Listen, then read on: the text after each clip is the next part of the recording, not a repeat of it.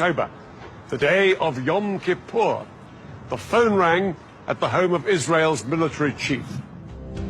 General David Elazar. Elazar had been made Israeli Chief of Staff after a long military career and a host of victories. The call from Israeli military intelligence informed him that both Egypt and Syria would launch an attack in hours. Elazar's immediate thought was to send his air force to hit the Arabs before they had a chance to strike. But that decision could only be taken in the halls of power by Israel's politicians, and ultimately that meant one person, Israel's Prime Minister, Golda Meir. This 75-year-old was seen as the Iron Lady of Israeli politics, but she said no to airstrikes.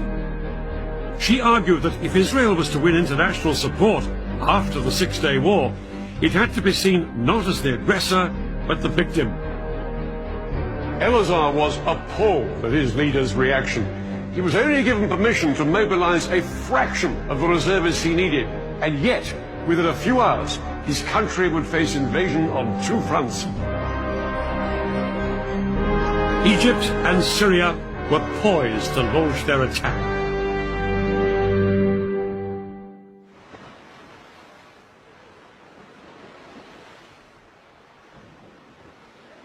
Just before 2 o'clock, the Egyptians put their part of the plan into action.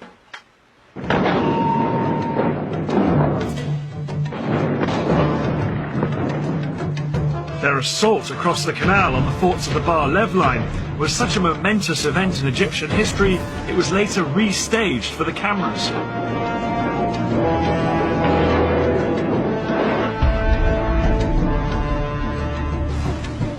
Thousands of Egypt's best-trained commandos crossed the Suez Canal in rubber dinghies. They landed on the east bank in the gaps between the forts of the Bar Lev line. The Egyptian commandos then scrambled up the high sand ramparts. They attached rope ladders to make it easier for the soldiers following on behind them.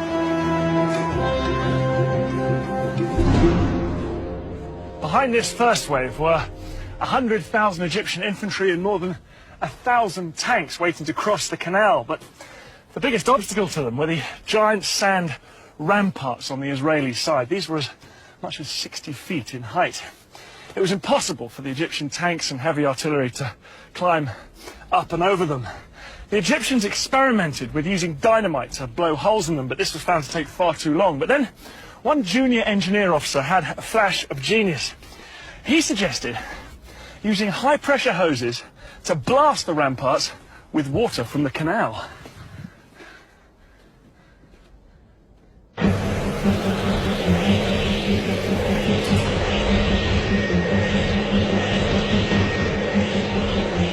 It was an extraordinary idea which would have to work if the entire Egyptian assault was to be a success. 4 hours into the attack, and with fighting raging around them, the Egyptian engineers finally broke through the ramparts, and the first tanks started to pour through. I never believed I would see the day when I was in Sinai. But this was actually Sinai. I looked back at the West Bank, and all the green on the other side, and to the east, all I could see is desert. It was good feeling. The eastern bank of the canal now became a battlefield. The Israelis manning the forts sprayed machine gun fire at their Egyptian attackers to try and stem the tide. But within 2 hours, 23,000 of Egypt's infantry were on the east bank, and had advanced up to 1 mile into Sinai.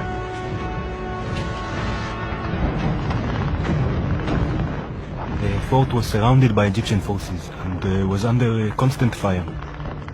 We made repeated crossfire. We fired from time to time and reported back what we saw. But mainly, we tried to keep up our morale. But the Israelis were sure that their air force would come to the rescue. The first Israeli jets were sent in at 4 p.m., flying low over the desert. But as they approached the canal, they found themselves under attack from the ground. The Egyptian SAM missiles and anti-aircraft guns caused havoc. As Israeli planes were shot down that afternoon, it soon became clear that Egypt's elaborate air defense umbrella was working. Israel's single greatest weapon, its air force, was virtually powerless to hold back the Egyptian onslaught. The most immediate hope for the Israelis surrounded in the forts were Israeli tanks stationed just a few miles away.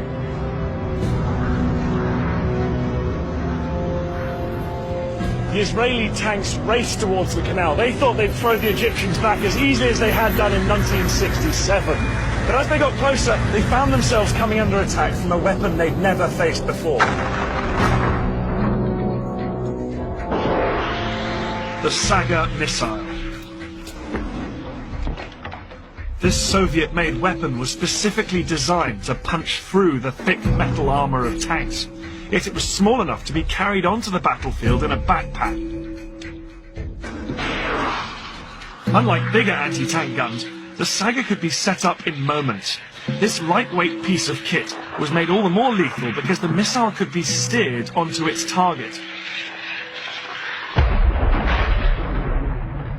1973, the Saga was turning the Sinai into a tank graveyard. The tanks, which were the pride of Israel's army, were being destroyed by Egyptian infantrymen. Israel had begun the war with around 300 tanks in Sinai. By the end of the first 36 hours, they'd lost approximately half of this number. Things were critical for the Israeli soldiers in Sinai.